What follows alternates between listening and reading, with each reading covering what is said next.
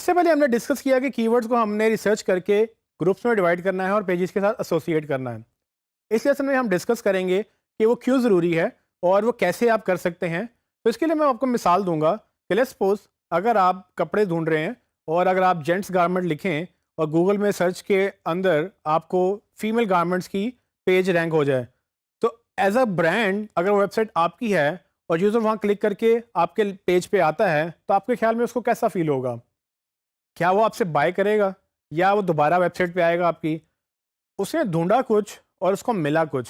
और आपको भी वो सेल नहीं मिलेगी क्योंकि वो आपको चाहिए था कि उस कीवर्ड को ऑप्टिमाइज़ करते, जो वो ढूँढ रहा था और उसके अगेंस्ट वो वाला पेज ऑप्टिमाइज़ करते जिस पे उसको जाना चाहिए था, जो कि जेंट्स का गारमेंट्स का पेज था। ये एक बड़ी कॉमन प्रॉब्लम है तमाम वेबसाइट्स में, और ये इसी वजह से होती है कि कीवर्ड सर्च जब ठीक नहीं होती, आप उसको प्रॉपर ऑप्टिमाइज़ नहीं करते, आप उसकी स्ट्रक्चर के साथ उसको लिंक नहीं करते, तो इसीलिए ये प्रॉब्लम्स क्रिएट होती हैं। और यही वजह है कि मैं बार-बार ये एम्फसाइज़ कर रहा हूँ कि हमने इसको as a primary importance important activity लेनी है इस कीवर्ड रिसर्च को, क्योंकि अगर ये गलत हो गई तो आपकी पूरी एसईओ गलत हो सकती है। इसको मैं आपको विजुअली दिखाना चाहूँगा। फॉर एग्जांपल, आपकी मोबाइल फ़ोन शॉप की ही वेबसाइट है, उसमें सबसे पहला पेज होम पेज है, जिसको आपने मोबाइल फ़ोन्स के अगेंस्ट आपने ऑप्टिमाइज़ किया या आपने उसको कीवर्ड ग्रुप असाइन किया जो कि मोबाइल फ़ोन से रिलेटेड था। उस कीवर्ड ग्रुप में आपके मोबाइल फ़ोन की प्राइसेस या बाय मोबाइल फ़ोन या मोबाइल फ़ोन से रिलेटेड दूसरे कीवर्ड्स जो आपको लगता है कि आपके होम पेज पे ऑप्टिमाइज़ होने चाहिए, आपने वो एक ग्रुप उसको एसोसिएट कर दिया। इसी तरह से आपके मोबाइल फ़ोन मोबाइल फ़ोन की कैटेगरी के अंडर एक और कैटेगरी थी जो कि एसेसरीज़ की थी। तो आप ये चाहेंगे कि अगर कोई मोबाइल फ़ोन एसेसरी सर्च कर रहा है, तो वो कहाँ लैंड करना चाहिए?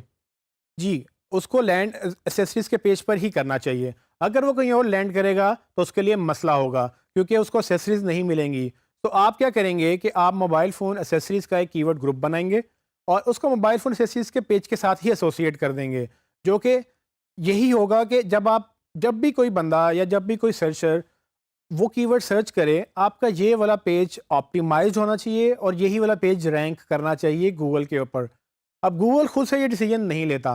ये डिसीजन आपको गूगल को हेल्प करना होता है ताकि गूगल आपकी बिहाफ पे ये डिसीजन ले। तो अगर आप ये कीवर्ड 2-3 जगहों पे ऑप्टिमाइज़ कर देंगे, तो गूगल ये समझेगा कि शायद दूसरा पेज ज़्यादा रेलेवेंट है या शायद पहला पेज ज़्यादा रेलेवेंट है। जब गूगल कन्फ्यूज़ रहेगा, वो आपको गलत पेज को रैंक कर सकता है, और गलत पेज रैंक करने का मतलब वही है कि अगर उसने सर्च ईयरफ़ोन्स किया है, तो वो जाके लैंड कर रहा है एक्सेसरीज़ के ऊपर, या उसने एक्सेसरीज़ सारी माँगी थी और आप उसको सिर्फ़ ईयरफ़ोन्स के पेज पे लैंड कर रहे हैं। तो इसी तरह से अगर आप स्ट्रक्चर को फॉलो करें, तो होम पेज के अंडर एसेसरीज़ का पेज और एसेसरीज़ के अंदर ईयरफोन्स आ जाते हैं। और ईयरफोन्स के अंडर भी अगर आप कैटेगराइज करें तो आप ब्रांडेड ईयरफोन्स ले सकते हैं। फॉर एग्जांपल एप्पल के ईयरफोन्स या सैमसंग के ईयरफोन्स या डिफरेंट ब्रांड्स के आप ईयरफोन्स उसको सॉर्ट कर सकते हैं। सो आइडियली स्ट्रक्चर को कीवर्ड से आप कैसे ऑप्टिमाइज़ करेंगे कि जब कोई सैमसंग सर्च करे तो सैमसंग के पेज पे लैंड करे, जब कोई आईफ़ोन सर्च करे तो आईफ़ोन के पेज पे लैंड करे, जब वो कोई ईयरफ़ोन सर्च करे तो उसको ईयरफ़ोन के ऊपर ही लैंड करना चाहिए, और अगर कोई एक्सेसरीज़ सर्च करे तो एक्सेसरीज़ के पेज पे जाए, और अगर कोई सिर्फ मोबाइल फ़ोन या मोबाइल फ़ोन प्राइसेस सर्च कर रहा है तो वो आप मोबाइल फ़ोन के पेज पर ही लैंड करे।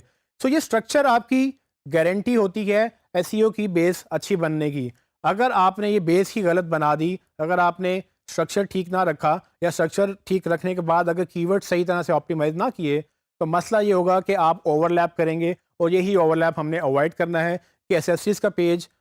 मोबाइल पेज के साथ ओवरलैप नहीं हो सकता और मोबाइल फ़ोन का पेज एक्सेसरीज़ के पेज के साथ ओवरलैप नहीं हो सकता। यही वजह है कि इसको आपने बड़े गौर से और बड़े ध्यान से आपने ऑप्टिमाइज़ करना है। और इसीलिए अगर आपको क्लाइंट के साथ बैठकर या खुद बैठकर अपना पूरा बिज़नेस का स्ट्रक्चर रिव्यू करना पड़े कि आपके बिज़नेस क्या है, उसकी कितनी प्रोडक्ट्स हैं और उन प्रोडक्ट्स के ऊपर कौन-कौन से पेज बनने चाहिए, उनका प्राइसिंग का पेज सेम होगा या डिफरेंट होगा, उनके अंडर कौन-कौन से पेजेज़ होंगे, और जब आप ये स्ट्रक्चर क्लियर कर लेंगे, उसके बाद आप उसको कीवर्ड सर्च करके बारी-बारी हर हर पेज के ऊपर एक कीवर्ड का ग्रुप असाइन करेंगे, और जब वो ग्रुप असाइन हो जाएगा तो आप मेक श्योर ये कीजिएगा कि उसमें किसी भी तरह से ओवरलैप ना हो, और जो भी पेजेस जिस कीवर्ड के साथ ऑप्टिमाइज्ड हैं वो वही रहें, क्योंकि जैसे ही आप डुप्लीकेट करेंगे या ओवरलैप करेंगे, आप गूगल को भी कंफ्यूज करेंगे और आपकी एसईओ भी डाउन हो जाएगी। आपका ऑलरेडी कंपटीशन है आपके कंपेटिटर्स के साथ, जो कि आपके इन्हीं कीवर्ड्स पे अपनी वेबसाइट के ऊपर रैंक करना चाहते हैं। आपने उनसे तो जगह लेनी ही है,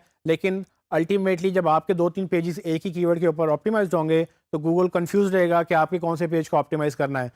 तो यही प्रॉब्लम असल में आपके सेल्फ कंपेटिटर बना देगी आप ही के पेजेस को, जिससे नुकसान ये होगा कि आप अपने आपके 2-3 पेजेस आपस में ही मुकाबला कर रहे होंगे। जबकि असल में होना ये चाहिए कि आप एक कीवर्ड के ऊपर फोकस करें जो कि एक पेज से असाइंड हो और सिर्फ वही पेज ऊपर आए, ना कि आप मल्टीपल पेजेस को एक ही कीवर्ड के ऊपर रैंक करवाएं। आप हमेशा एक पेज के ऊपर एक फोकस ग्रुप रखेंगे तो आपकी एसईओ बड़ी बेहतर हो जाएगी।